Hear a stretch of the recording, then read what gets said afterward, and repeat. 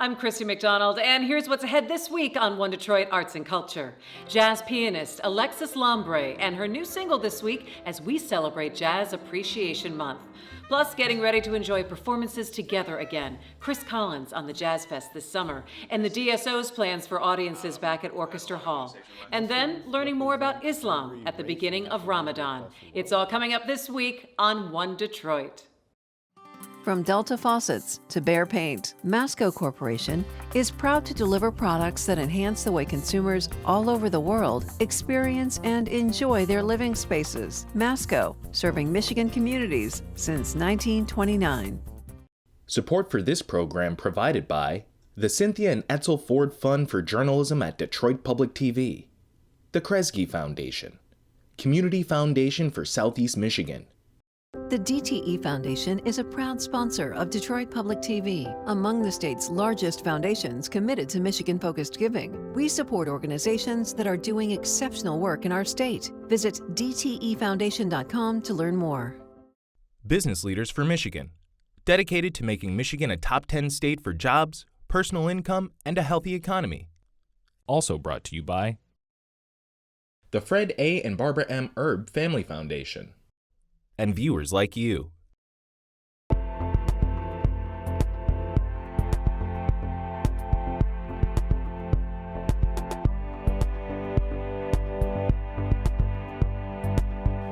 Hi there, I'm Christy McDonald, and welcome to One Detroit Arts and Culture. Happy to have you with me. It is spring, and while we are all looking forward to festivals and outdoor concerts, we're still navigating the rising COVID numbers. But there is some hope on the horizon for enjoying music together soon. Coming up, Chris Collins shares plans for Jazz Fest this year with John Penny from WRCJ. And I'll talk with Detroit Symphony Orchestra Vice President Erik Ronmark about heading back to Orchestra Hall. Then, April 12th marks the beginning of the holy month of Ramadan for Muslims around the world. We'll take our religious diversity journey to Bloomfield Township and learn more about Islam. And we're starting off with jazz pianist Alexis Lombre. She's based in Detroit and Chicago, only graduated from the University of Michigan a few years ago, but her talent and her hard work makes her a standout among jazz veterans. She dropped a new single this week and caught up with One Detroit's Will Glover.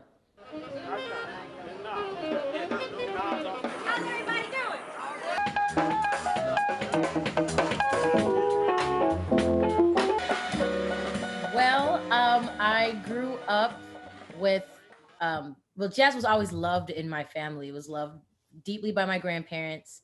And that love passed down to my mother, and then she passed it down to me. I first started playing piano when I was 9. First, it was classical training. So I started classical, then for 2 years, and I went to jazz. And I did both at the same time. And then my classical teacher was like, you need to pick one. And I was like, I'm picking jazz, bye. What you're praying. I'm originally from Chicago, but I went to University of Michigan. I just graduated there. So and while I was there, I realized I was close to Detroit, and I, just went to jam sessions and, started getting gigs. And Detroit was really welcomed me so easily. It was so easy just to, and such a warm family environment. I mean, Detroit and Chicago are really like sister cities in a lot of ways. So Detroit in my development, lots of times while I was studying at University of Michigan, I was also being I don't know if saxophonist Wendell Harrison, he's a Kresge artist. I just practiced at his house, and he would give lessons, and, many other mentors, Marion Hayden.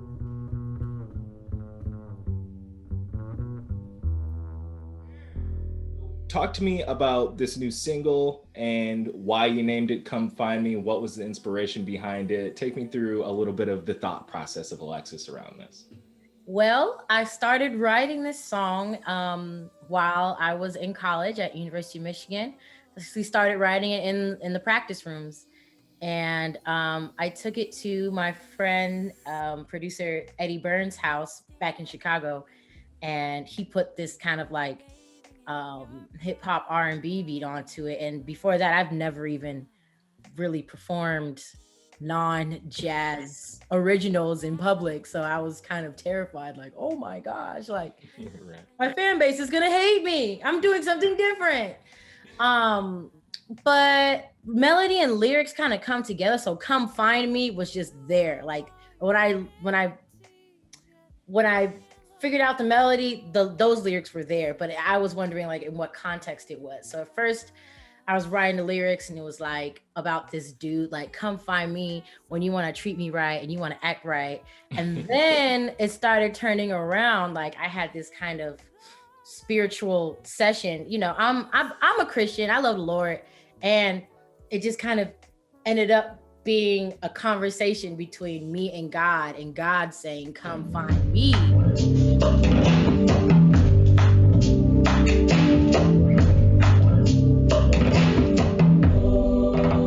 What advice do you have for people who are just starting out, or what advice can you pass on that you've received?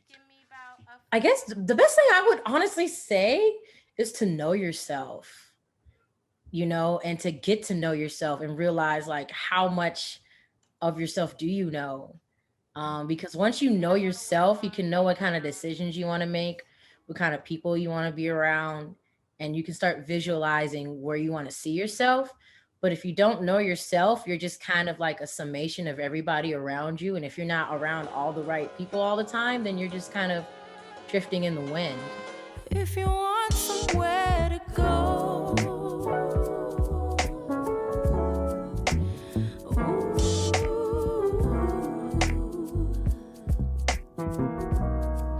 a place you can call home.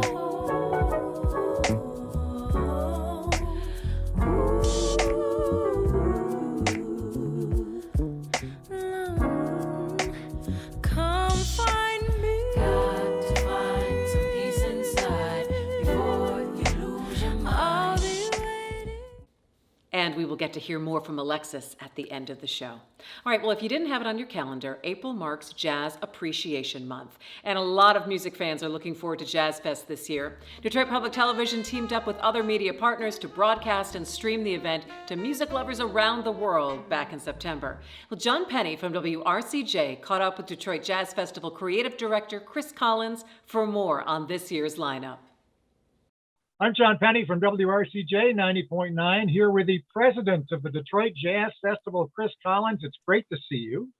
You too, John. What a pleasure. And I have to say, I was thinking about it, and actually, you were one of the very last people that I actually saw face-to-face without a mask at last year's virtual festival, which once again, I'm going to say I call the Miracle at the Marriott.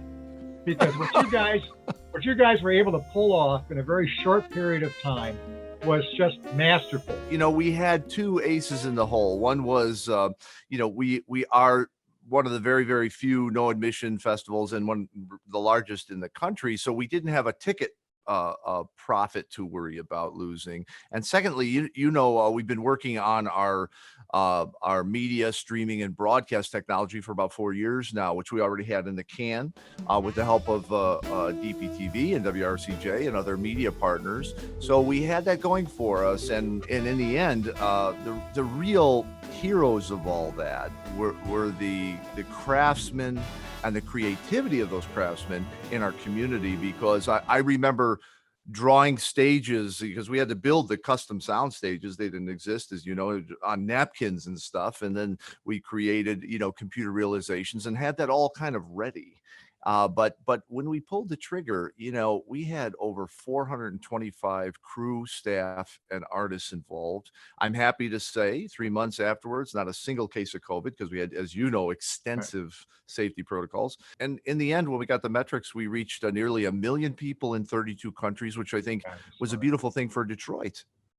Can you tell us about the lineup for this year's festival? First of all, I love to talk about what our artist in residence, Dee Dee Bridgewater, is doing. Dee Dee has been committed to raising awareness of the strong women leaders in jazz of all generations. And she has a number of programs throughout the country where she trains young women artists, and she brings them together in different ensembles. And we're going to see the output of that in many ways.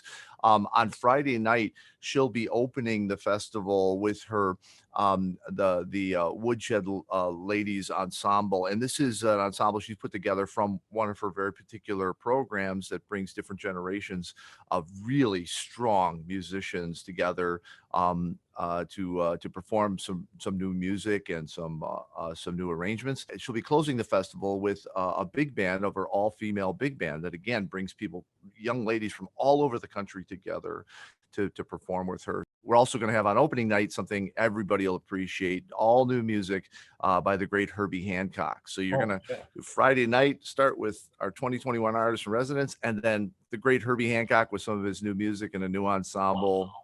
Great way to kick it off for sure. You think? And then throughout the festival, as always, a smattering of artists from all different genres of jazz. You'll hear musicians that are from like Anat Cohen's new 10-net, which is really sophisticated, beautiful stuff. And then you'll hear artists who are younger that you may have never even heard before. It'll be a surprise, and that's a big part of Detroit Jazz Festival. So you walk around the corner and you hear something going on at a stage, and you end up sitting there for the entire set because it's so fresh and clean, mixed with some of the great masters of the music. Chris Collins, I can't thank you enough for taking time to talk to us today. It sounds like you're very busy, and we're really looking forward to the festival coming up this Labor Day weekend. Whether it's going to be virtual or live, we'll keep our fingers crossed for live, but whichever way, I have no doubt it's the Detroit Jazz Festival after all. It's going to be awesome. Chris Collins, president of the Detroit Jazz Festival, thank you so much.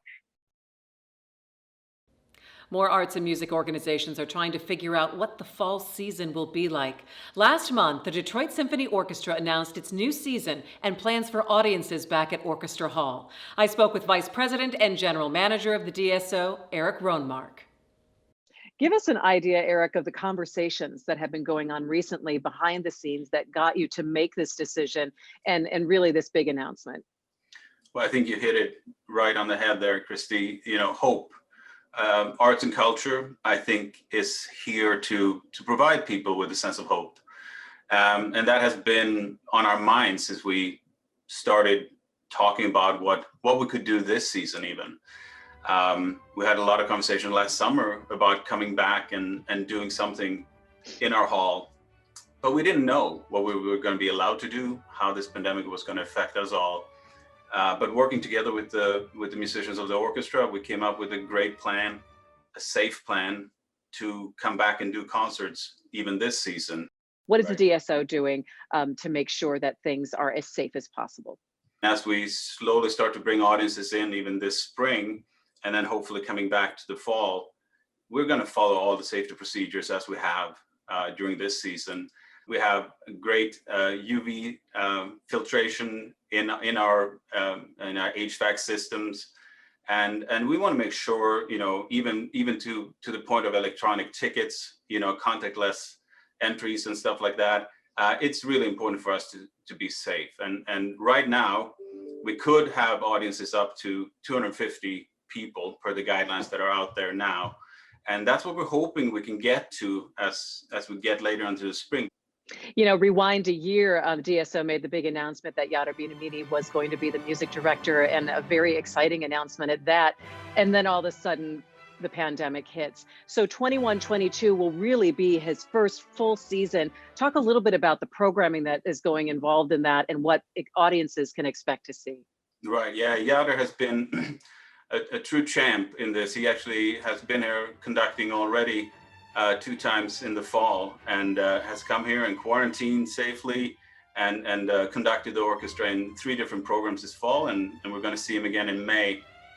And you're going to see a lot of different repertoire, a lot of diverse repertoire. Something that the DSO has always been a champion on is really promoting diverse artists. So out of the whole season, we're going to have a third of the composers next season are going to be living composers.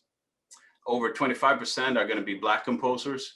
And this is something that has been at the core of the DNA of the DSO for 40, 50 years. But we know we can always do more.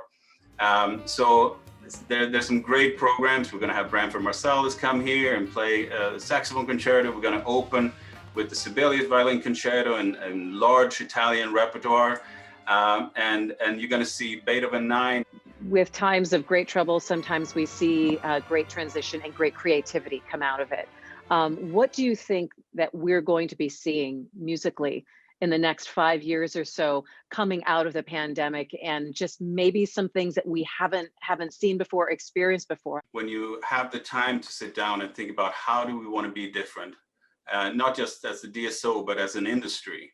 And I think the orchestral industry as a whole really, it's been a wake-up moment for us during this year as a pandemic, missing the audiences, but also the social unrest that we've seen in this country, and the focus on diverse composers, diverse artists.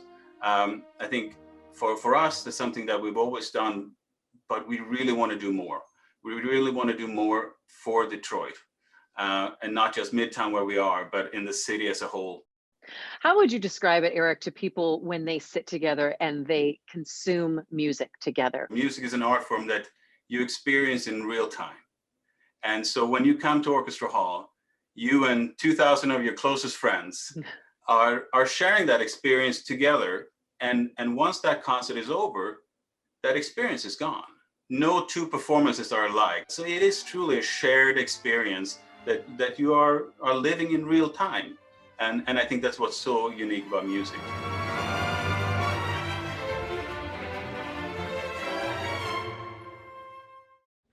And finally, April 12th marks the beginning of Ramadan. It's the holy month of fasting and prayer for Muslims around the world. So tonight's Religious Diversity Journey is all about Islam. It's a program put on by the Interfaith Leadership Council of Metro Detroit to learn about different religions through the eyes of students. And we head to the Muslim Unity Center in Bloomfield Township.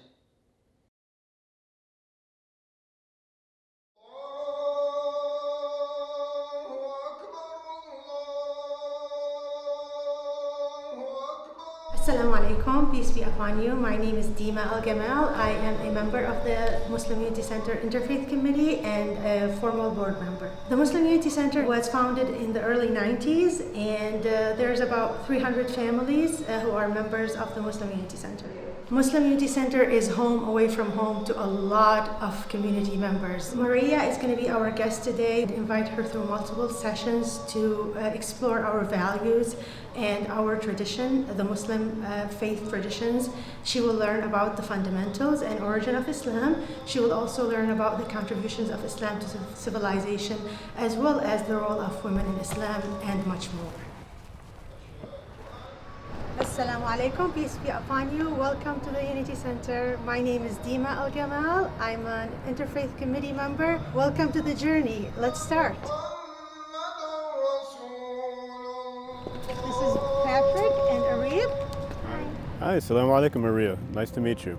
What are the fundamentals of Islam? The fundamentals of Islam. Well, Islam is built upon 5 pillars, the first of which is called the testification of faith, the Shahada. And it states that you believe that there is no God worthy of worship except God, one God, and that the Prophet Muhammad is his messenger.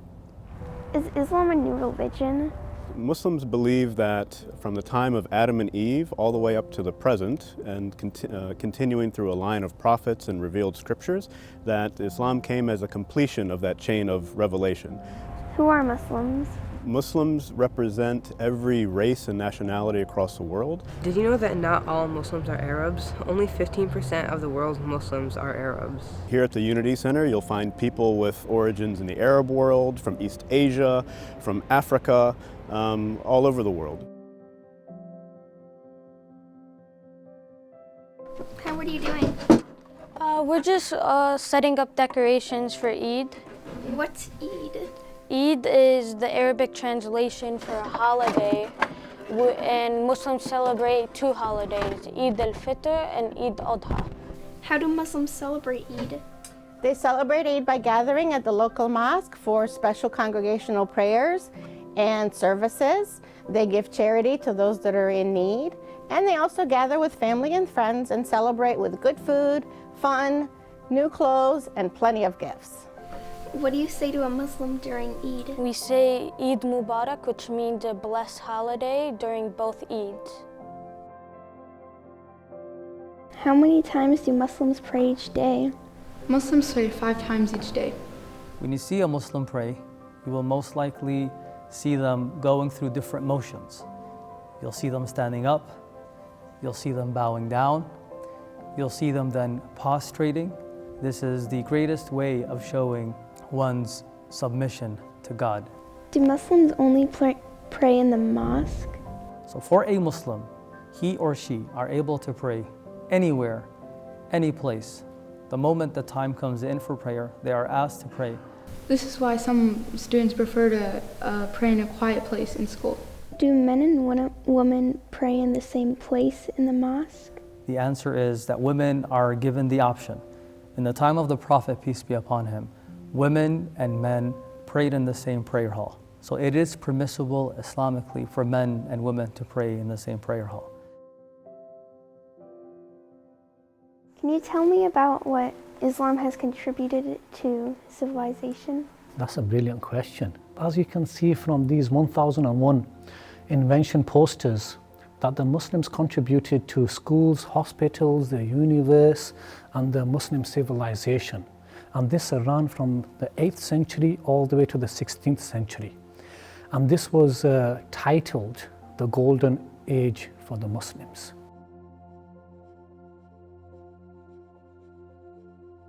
Can you explain to me why you're covering your head? Sure, that's a question I get asked often. Islam teaches modesty for both men and women. The Islamic dress code for women is referred to as hijab. So once a Muslim girl reaches the age of puberty, she will cover her body with loose clothing, only showing her hands and her face. And hijab looks different in different parts of the world because it's influenced by culture. And you'll see some of the moms and the daughters outside. Some of them are wearing hijab, some of them aren't, and there might be some subtle differences in the way that they choose to wear hijab. What is a woman's role in Islam? So Islam teaches respect for women regardless of what their role is as mothers, daughters, wives. The Quran has many verses and through the prophetic teachings that emphasize respect for women and teaches equality of men and women in their deeds and their spirituality. Does Islam support arranged marriage? No, not at all. In Islam, for a marriage to be valid, both the bride and the groom have to give their consent to the marriage, otherwise it's not valid. Thanks for answering my questions about women in Islam. Yeah, no problem. Thanks for asking. Thank you for coming today, Maria, and for visiting the Muslim Unity Center and learning about your Muslim friends and neighbors. And hopefully you can come again and bring your friends and your family. Thank you for showing me around. My pleasure. Come again. Goodbye. Bye. Bye.